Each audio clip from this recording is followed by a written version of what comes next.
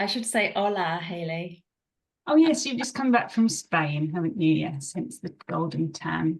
Yes. Hola. Hola. And hola to you joining us for episode 30 of A Measure of Marketing, all about paid advertising for small businesses. And we're joined with guest George Allsop, Marketing Specialist. Hello, George. How are you? Hello, very good. Thank you. Thank you for inviting me. Pleasure. Glad you're here. Let's talk quickly about you, George, and what you do. So share with our audience what you're all about. You and Anna, don't forget Anna. Okay, I'll make sure not to mention her. Yes, hello. My name is George Allsop. I'm the founder and CEO of Visibility Agency. We help marketing managers to generate leads for their B2B businesses via paid media. And we've been doing that since 2019, and we've helped quite a lot of businesses since then. So over 200 we've helped. And we've grown organically as a business across the last 6 years. And we're also building an online marketing community as well. So would love you to get involved and join that if you'd like to. Amazing. Yeah, it's been great. I remember, so George and I, just for the audience's sake, used to work together at a university many years ago in the international team. And both of you, actually, for me, when I first went as a solo entrepreneur and did the first LinkedIn post, you both were the ones that commented and reached out first and were like, Hayley said, I do this. George was like, oh my God, you do this now. So yeah, we've been in touch since I started by myself, which is really lovely. So it's nice to have you both in one. Well, we've been there since the beginning, haven't we? So we have. So, So OGs. the OGs. George and I have also worked with some different clients on paid advertising. I've learned a ton from George and Anna as paid advertising specialists, marketing specialists. So as, I guess, marketing consultants, we work across lots of different things, Hayley and I do. And it's just great to talk to people that focus on very specific things to like pull out all of their expertise, which is why you are here today, George. So for small business owners, let's start the conversation around paid advertising. Like, what is paid advertising? Because I think there's lots of different forms. A lot of people will say Google Ads. There's obviously social media. There'll be other forms and things to think about. But what's your like definition of paid advertising if you're thinking for a small business owner, if they were to ask that question? Sure. So, I mean, paid advertising is trying to get in front of your customer and your prospect across different platforms. So, depending who you're trying to target or who you're trying to work with, there's different platforms that they live on, and there's also different intent that they're showing. So, on search engines, Google, Bing, for example, and now AI agents, people are searching for particular questions, queries. And depending on the intent of those queries, it could be, at the bottom of the funnel, in the middle, high up, and whether or not they're interested in what you do. And then on social media, everybody uses social media for different reasons. Facebook, Instagram is more friends, sharing pictures. But obviously you can advertise on those platforms as well and try and get in front of your prospects. LinkedIn is obviously more corporate and used for B2B. So paid advertising is getting in front of your prospects and trying to encourage them to take the next step within your sales process or your funnel or whatever it might be. And is there a specific time frame that you recommend a business has been running for, alive for them to start doing paid advertising? Mm-hmm. Well, I think, we've developed our business over the last 6 years, and we have changed our offer. We've changed our look and feel of our brand and our messaging and who we're targeting. At the beginning, everybody says niche, and we didn't. And we, tried to target everybody. And when you're trying to target everybody, you're helping everybody and nobody. So I should have taken that advice earlier on. But it's difficult because things are developing, and the mindset of a new business owner is that things are changing. You're learning all the time. So I think once you get to the point where you're very clear of who you are and who you help, at that point, and you're happy with your branding, your messaging, your website, and everything is neat and tidy, and you're ready to go to your target audience and say, hey, we've got this thing that you might be interested in. I think that's the right stage to start to invest. Because if you start earlier on and those things are not in place, potentially you're wasting budget because your competitors are looking much better than you across the board for all those things I've just mentioned. So once those are sorted, I think you pretty much you're probably ready to go and get in front of those people. And how detailed do you need to know your target audience? So like what type of work would you do with your clients to determine who your target audience is? Hayley and I have spoken about target audience on this podcast before, but at like what granular level would they need to know the detail behind? Sure. So I mean, in terms of target audience, the messaging that you're putting out there on the ads has got to really try to attract who you're looking to talk to, and for the particular offer. So, you know, when we're building the account, we're looking at, okay, is the keywords that you want to target, are they matching the ad copy on the ads? And then when people click through to the landing page, does all of that tie in? And so we would ask our clients to really look at who do they want to target. So for us, it's marketing managers. They have very specific pain points, very specific problems that they have in general, and we can solve a couple of those.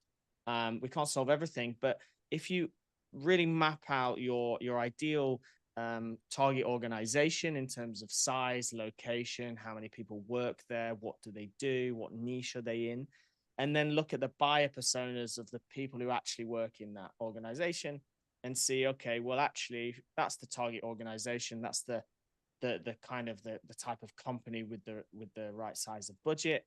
And then look at, okay, well, who are the people you can actually help, and what are their problems? What do they do? How can you help them specifically? So pretty granular level. The more you can go down into that, I think everything really flows from that. Did we do that from day one? No. Do most people? No. But you know, it's a good framework to have because everything flows from there. It's easier to be able to create a content plan to understand who you're talking to and how you should word certain things, and how content can be designed in a way that really helps that person get the most value out of it. Yeah, definitely. I think my brain was just going then to, like, I have different conversations, and I know Hayley will as well, with people that are in different stages of their business. And I think people see paid advertising as, not always, I'm just kind of generalizing here, but like, oh, it is like, I'll just put money behind it to get those like fast results without have been doing, so can't do it, the prep work on the branding and the messaging and things like that. But then people might spend a long time doing that part of it, and then they don't get around to actually executing the paid advertising or the content or the organic social media either. So there's that balance between the two, right? Is like doing the branding, the messaging, the research, but kind of taking some action to keep feeding back into the research, so you can actually then go ahead with enough information to execute paid advertising. That's how my brain works. Like, yeah, I mean, this idea of kind of short term, and you know, we've worked with clients before where they just want leads, and we, you know, we suggest, okay, but there's kind of the bigger picture.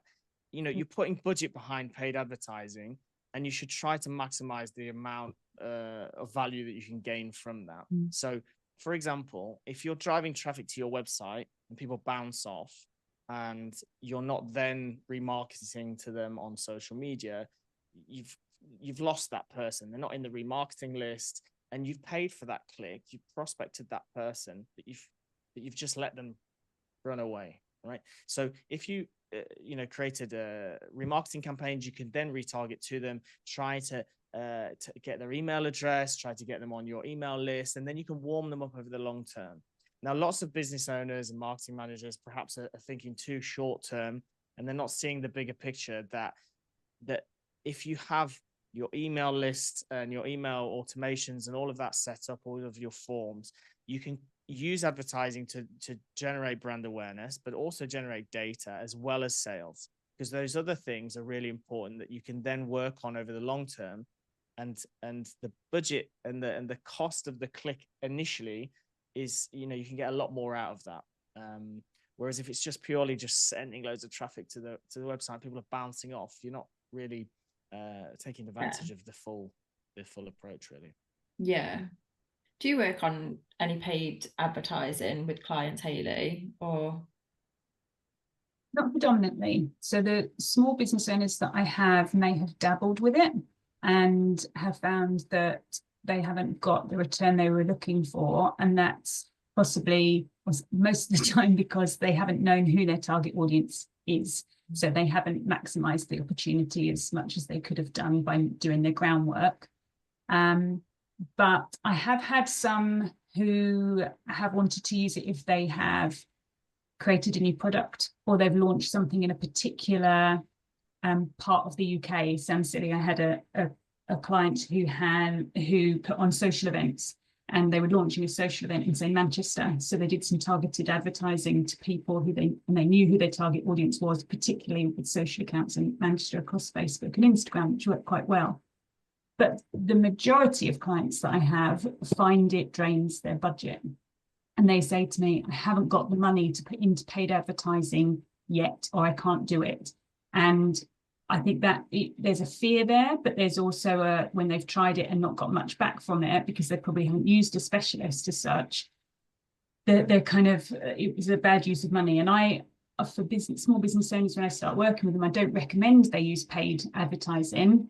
I'm very much, in your camp, George, of let's, get the foundations in place or the organic stuff, and then you'll be in a place to accept the budgetary, need for paid advertising. But it comes down to budget and not wanting to see it burn as quickly as it does, I think.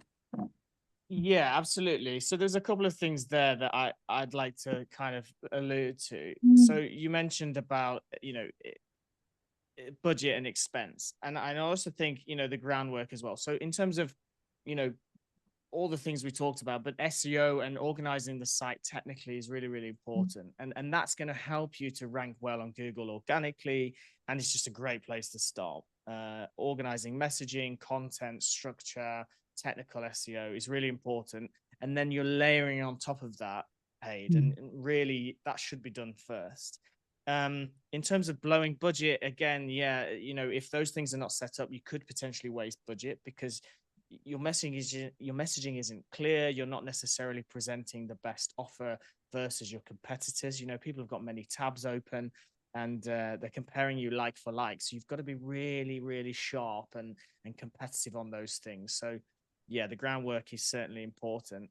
And we've had people that have come to us in the same situation where they've spent a lot of money and they haven't had the return. And they think paid ads doesn't work. And that's what they say.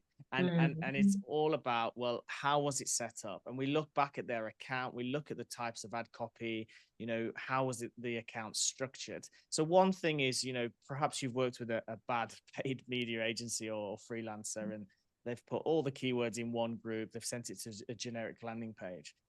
Now, is it the point that, okay, so perhaps that was set up incorrectly, but was there pushback from the client that they didn't want to then do more development and do other things because that costs money? So potentially that person said, okay, and then they just sent it to a generic page. We wouldn't do that. And, in terms of how we operate, we would really push back from day one to say, it's really not going to work unless these things are aligned, and come back to us when it is, because in the early days, we've been perhaps pressured to let's just run it anyway and see. And after 3 months, the client isn't happy and we're having the same conversation again. So for now, for a very long time, we have always pushed back and said, come back to us when this is ready, because we keep our reputation in terms of results. We help our clients to generate leads. And we know now, we've got so many case studies to prove that it just simply doesn't work if those things are not aligned. And if it does work, it's a miracle, and there probably is very limited competition, or there's something else, really super competitive on price, for example. But yeah. One of the clients that we worked on, George, I won't go into like the full details and names and things, but and it was when we first started working together. I was very impressed by like how strategic you and Anna were in the whole setup, and how educational you were for the client and for me as well, in terms of like a project plan, like each stage, like how you mapped it all out, how we had like it wasn't complex, but just an Excel sheet with all of the different ads and the copy and the landing pages. And yeah, I just found that really, it's helpful for me as a marketing person to be able to see that all mapped out. And I could see that the client was learning. Like the lady that we worked with, I remember her going through it. She wanted to be part of that, to fully understand it, rather than leave it to me as the freelancer that was working with her. And you could just see each conversation that we had, that she was learning the ropes, obviously not having to do it, but then the check-ins that we had with yourself and Anna afterwards, really like monitoring what was happening at each month, and where the budget was going and which part was working. Like a beautiful example of how to do paid advertise, like Google ads at that point. On the flip side, I worked with somebody else, another client, and they'd gone ahead and done Google ads themselves. And I've heard this quite a few times. So they've done the whole setup themselves, and there's a toggle button, an automatic button or something, I can't remember the specific name for it, that's in the back end of Google Ads, the platform. And it basically says that Google will do its thing and almost like direct your budget in the place it thinks is appropriate. And it's literally cost them thousands per month. And I saw that example first, and then your example after. And yeah, just the comparison. And I think maybe business owners hear that's the bad example and try and do it themselves, and Google swipes their money. And yeah, this business was paying for keywords that were absolutely not relevant to their business at all, but they didn't know how to monitor it. So yeah, lots of money was wasted. It was situation. Google is very good at getting you in on a Google Ads Express account and giving you very limited options, and saying they'll hold your hand through the whole process. And they're a bit naughty, really, because they're trying to allow people to go in there and advertise and generate traffic, and that does happen. But the problem is that there's so much budget wasted in so many different areas, and before you know it, unless your margins are there, you've just thrown a ton of money away. And so it's really, really worth, even if it's the case of just getting a plan organized, getting the account set up, and then taking it over. If that's, if you're limited by budget and you want to manage it yourself, for sure, get somebody to set it up. For example, conversion tracking, is a pretty difficult thing. Depending on the company and then the website, it can be pretty tricky. And there's more updates now as well. But conversion tracking is so important to be able to really see what's working. And when we work with our clients, we analyze the quality of the leads coming in. So you might be generating loads of leads, but if 50% of them are poor quality, then you're wasting your budget. And it's about how to optimize that. So for sure, conversion tracking should be done at the beginning, a good account structure. If it's a brand new account, you need a chunk of budget to at least get enough data to see what's working and what's not. Usually we manage it for clients end to end, but if smaller business owners want to take that on, at least get the setup done, because Google's not going to help you to put that structure together. And yeah, it's one of those things. But it's unfortunate that a lot of people have bad experiences, because it can be an amazing way to drive traffic, but there are lots of factors that need to be kind of organized and set up first before just running ahead. I wouldn't run ahead at all, and just go for it, because yeah, you can lose a lot of budget. So the factors to organize ahead, I feel like you have a little list. Yeah, I do have a list. I'll whiz through. So, I mean, your ideal customer, we've kind of talked about that, getting that absolutely nailed. Who do you want to talk to? And that's really important for all of your marketing. And very important if you're going to work with somebody to help with your paid ads, or work with anybody for any of your marketing, to be clear on that. You know, the ideal kind of companies you want to work with, the size, the location, what do they do? And then the exact buyers that you would be working with, what are their job roles, and what are their challenges, and how do you solve a problem for them?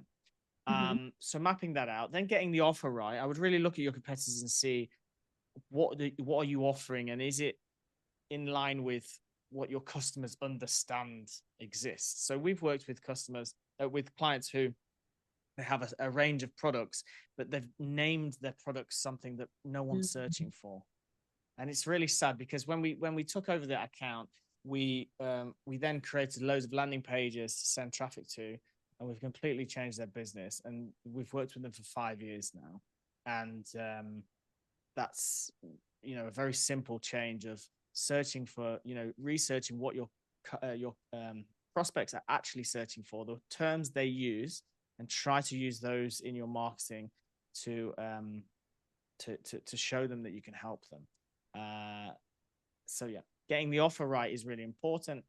And then how are you positioned? How do you add value specifically? Again, you know, who are you? Who's your ideal customer? What are the core messages? And then writing them up and dotting them around on in your ad copy, on your landing pages, on your social media. Your brand promise, your USPs, that kind of thing. And then, you know, you've got your marketing funnel. You know, what do you want people to do? What's the journey you're taking people through? If you have a marketing funnel organized, again, you're maximizing the budget that you're spending on Google Ads, because you're not trying to take somebody, you know, from cold to purchasing with you. There could be a journey in between there where you're keeping people engaged with who you are and what you do, and when they're ready to purchase, then they remember who you are. So if that's in place, I mean, that's an ideal scenario. Business owners are busy, they're running their business, and they don't necessarily have time to set all of this up.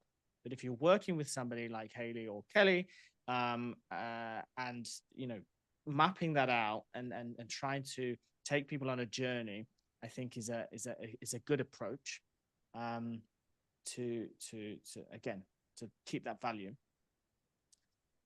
Mapping out your messaging, you know, is it going to grab attention? Is it solving problems? Lead magnets, is there a way that you can provide value throughout the process? Again, you don't want to take somebody from cold to buying from you straight away. Can you add value all the way along and help that person? So yeah, lead magnets is a good one. Building trust. You know, your prospects are landing on your landing page. They're not necessarily having a look at your about page or your other services or checking reviews necessarily. They're busy people. So if you can communicate your brand message, your brand story, who you are, how you can help, and why they should work with you on those individual pages. So you might have a service page for a particular service, and you think, well, all of that information should live on the about page, but actually people aren't necessarily going to that. So if you can communicate that in a simple way on the landing page, you're really building that trust, and people are more likely to get in touch with you. So being the face of your business is a big one. Personal brand is important. You two both know that. I'm trying to do more of it, although I'm a bit scared to do that, as many people are. But, you know, I think a really powerful marketing tool is to get your face to the front of your business, especially if it's a small business, or any business. But you know, can you be on that landing page to show that you're the person that they would be interacting with? Again, that will build a lot of trust. Landing pages are super important. I alluded to it before. You know, when you're organizing your ad campaigns, you've got different campaigns, different ad groups, and you want to make sure that the whole process is connected. So one of your prospects is searching for a particular term. Do they see that term in the ad copy? If so, they're more likely to click on it. When they click on it and they go to your landing page, can they see that term on the page somewhere? And if so, they're more likely to read the content, more likely to begin to trust you and your organization, and then fill in the form and start working with you. Mm-hmm. If the keyword doesn't relate to what they see on the landing page, they think this is not for me. They just close the tab, they go to the next one. That's a big one. And that really changed, especially our best case study, when we set up those landing pages for their specific products and we changed the name to what people are searching for. It just changed it for them because it's just very clear for the user, for the prospect.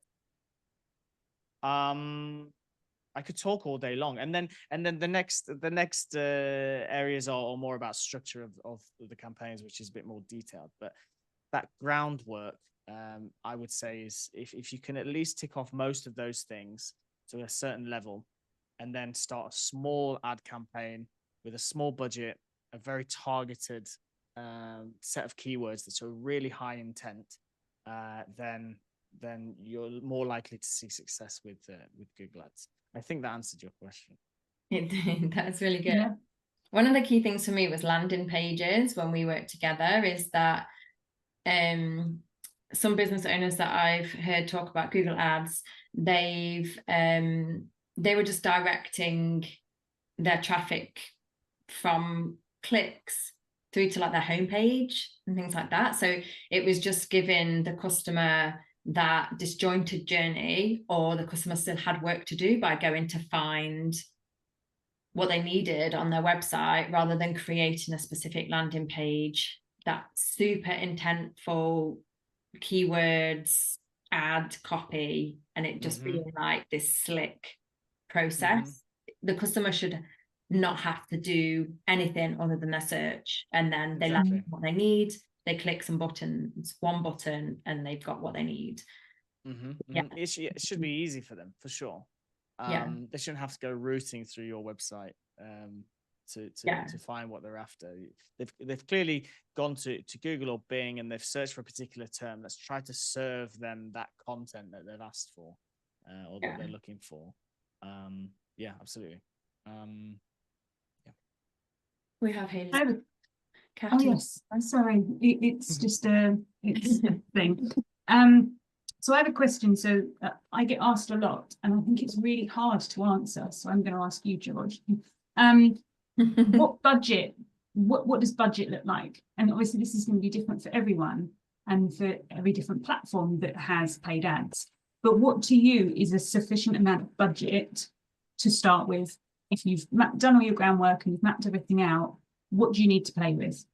The short answer, I would say, is probably between 300 to 500 a month for a couple of months, 2 or 3 months, to really get enough data to say, this is working really well, this is high quality leads, these aren't high quality leads, and then to begin to make optimizations and changes to refine it. With a completely new account, I would say that's the level of budget.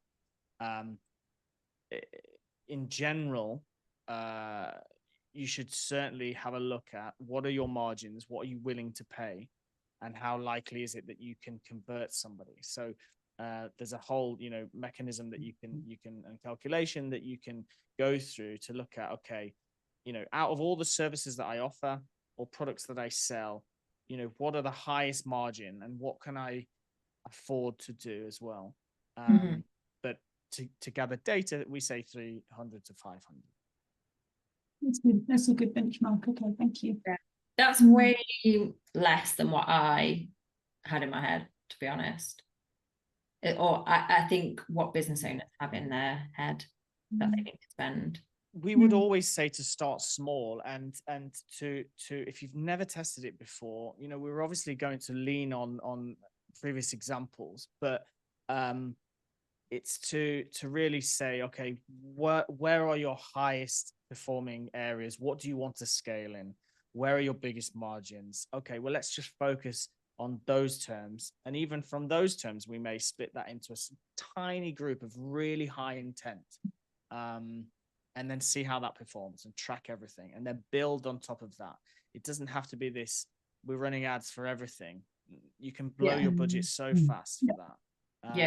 And there's certain ways, and Anna can talk about this in way more detail than I can, in terms of structuring the account and structuring keywords to completely limit how the account performs. So it's not running away. Like you mentioned before, Kelly, about, Google spending money and it's all automated. We can restrict all of that and take full control over which exact terms you're willing to spend money on. Yeah, and that's what I've seen you and Anna do, like scrutinize it and like be super specific and like contain it all as well, which is what I've seen business owners not experience. And that's the bit where you can really manage budget and manage performance. My other thought was, and this is kind of similar to when we do marketing, is that there's a point where you can, as an expert in paid advertising, set all of this up for them, but then there's still a point of, for the business owner, once they've got that lead or that landing page has been completed, that conversion bit where it moves into their sales process. And we've had a sales expert on, Kim Lawler, before. That's where then working closely with someone who can upskill a business owner on sales conversion is back to them. But I guess for us as smaller business owners, solo entrepreneurs, etc., would have people in our contact list that we can recommend and refer to that business owner. It doesn't just end at the landing page and all of the other setup, I guess, and the budget. There's still work to do in that like true conversion to get the sale, I guess, if you're really thinking of it. Yeah, and as a small business owner, you don't want a whole ton of leads which are poor quality, because you've only got to finite time and budget, and you don't want to be working. You may be working on proposals and spending hours and hours, and then trying to go ahead with that project, and then it not go through. So we analyze the leads that we are generating in a lot of detail, and the communication with our clients is key to really say, okay, well, these leads came in last month. Which are you really happy with? Great. Okay. And then we reverse engineer, how do we get more of those and get less of the ones that were an okay lead but not good enough? Because there's no point in you spending your time on those smaller ones if overall the business growth needs those larger clients. So we work very closely on that, and I think that's an important one. And the sales process, of course, is super important. Our job is to deliver good quality leads for the sales process to then to go forward. We can advise on that, but it's our job to just provide you with those opportunities for you to then take forward, which is a whole other area, I would say, of them converting. It's about knowing your customer, what do they want, and how can you add value. That's what I would say. Yeah, definitely. Thank you, How important, sorry, I've got one more quick question. How important is the design of the ads? Because a lot of effort goes into social media assets and website, and I think it's kind of a reverse question, but I think a lot of people forget that element of graphic design and how attractive you make an ad as well as the messaging. Yeah, absolutely. And that's something that we've always recommended to our clients to speak to their design teams. Sometimes they have them in-house, sometimes they work with external people. And finally, this year we've taken that on board and we offer that as a service. because we've always just recommended, but now we can fully design and build landing pages and also graphics. It's really important. It all needs to tie in. So going back to those core messages and, looking at, we're looking at the conversion rate really and seeing, okay, if there's these two graphics, which one is working best? And we can do lots of A/B testing on Meta, on LinkedIn, for example, to see which one is going to perform the best. Looking at Stephen Bartlett, when he has his podcast, according to him, they produce 100 different thumbnails, and they then put a ton of budget behind them on social media and see which one performs. I've heard that too. And whichever one performs the best, that's their thumbnail. So girls, you know what to do now. You just get one with us, people. One with us. Oh my God. Yeah, I heard that. It's Grace, the social media manager. I heard her talk about that on one of her Instagram reels. Yeah.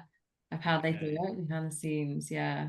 Yeah. I did see the beauty of budget and big teams, huh? Yeah, exactly. But even A/B testing is good, and testing 5 different options is good. But I think in the early days it's messaging is really important, and really refining that. So that should be the first place to start. Nice. Thank you so much. That feels so clear and like succinct how you've explained it and the different steps. And hopefully, definitely. And I love it because it just feeds back into what Hayley and I talk about all the time as well. I love it. We've had guests and it's like it all just shows that everyone kind of works, they have the same mindset. Like marketing is like this foundational bit and then the specialist bit, and you go into whatever that you're working on. Like it's great. It's reassuring that generalists and specialists are all singing off the same hymn sheet. It's just it's a nice warm cuddle, nice warm feeling.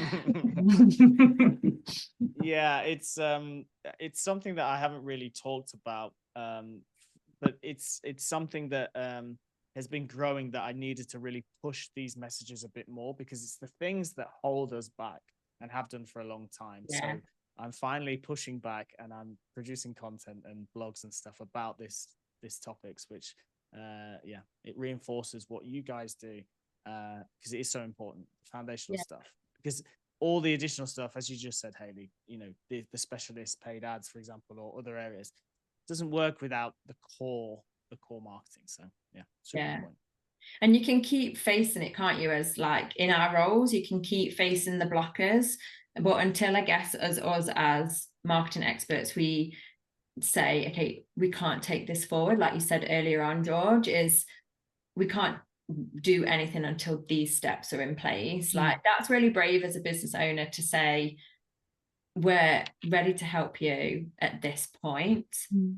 And now you've brought other people into your team, George, where you can support that as well, to help your clients on those foundational steps before you get that advertising in place. I like the integrity of that very much. Yeah, definitely. It's hard to do, but like you're personally gonna keep going around in circles otherwise, aren't you, with it? Yeah. Clients are gonna thank you in the end. Exactly. Yeah, they will. Inside, they may not say it. Eventually deep down. It's always satisfying when I've recommended changes, and then it's a client and it's years down the line, and then they implement everything that you suggested. And then they get the results. Might be 5 years later, but it happens in the end. Oh, fab. Thanks for joining us, George. Really appreciate you. And that's a really good conversation, like super detailed, but also simple at the same time. I feel like you made it super simple. Thank you. Thank you for having me. Anyone that's listening, please like and subscribe across each channel. If you have the option to comment, like throw us some questions. If you have anything for George in more detail that you need some answers to, we can put you in touch with George and Anna at Visibility Agency. Thank you very much again, George. Brilliant. Thanks, George. Thank you so much. See you later. See ya. Bye. Bye.